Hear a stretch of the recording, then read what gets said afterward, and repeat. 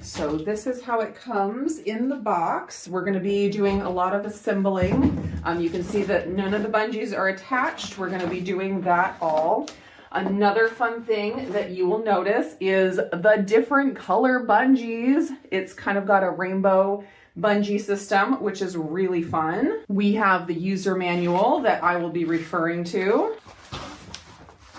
There is the mat. It's got this pretty blue edging on it, and the pieces of the frame. And then this is a tool to put the bungees on, which comes in very handy. So you can tell by looking at this that it is not a foldable rebounder. Some of their other models are foldable, but this one is not. In this box, we have the legs, and they are screw-on legs. The first thing we're going to do is connect the frame, and I really like the connector here. You don't have to use screws. They just pop together like that. That is very handy. So incredibly easy. That was great. Now I'm going to go ahead and, wait, am I supposed to screw on the legs first? Now I'm going to go ahead and screw on all of the legs. Now I'm going to get the mat laid out here, and I'll show you the clips for the bungees. These are a little bit different than the Kensone model that I have. They have metal clips on there. These ones are a little different, where each side of the bungee has its own little slot to go in. So that is different. I'm going to get my frame set on here. So I'm going to go around one by one in my color order and get the bungees hooked into the lower groove.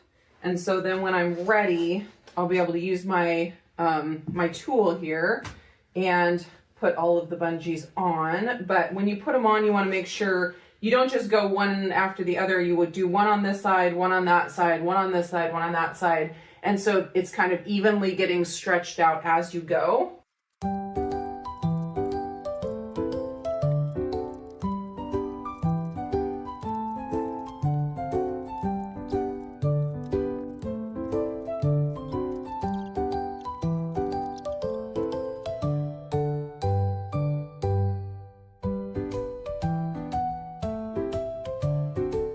I'll give you a quick up close view here for the last one. So I have my bungee hooked onto the bottom hook, and I'm making sure that my clasp here is not touching the frame. It's not touching the clip. I just kind of want it kind of somewhere in the middle here.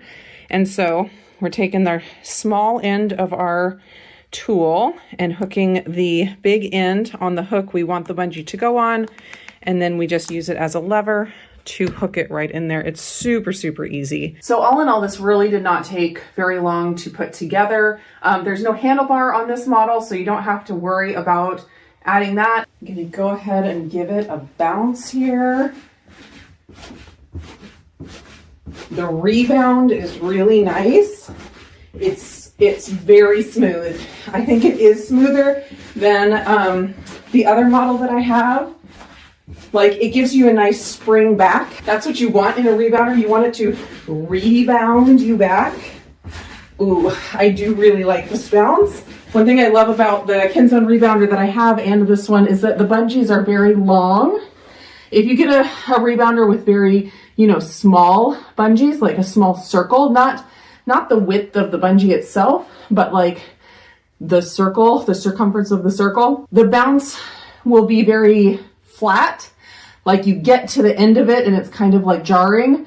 With the Kensone rebounders, they have a nice long bungee, and so it's more of your body weight that is the end of your bounce rather than getting to the end of your bounce with the end of the bungee, if that makes sense. It's nice and soft, but it's not so soft that I feel like I wouldn't be able to keep up with a exercise video. Like if I was doing a video on YouTube, I think I'd be able to keep up. I also feel like the bungees are soft enough that the edges are also soft.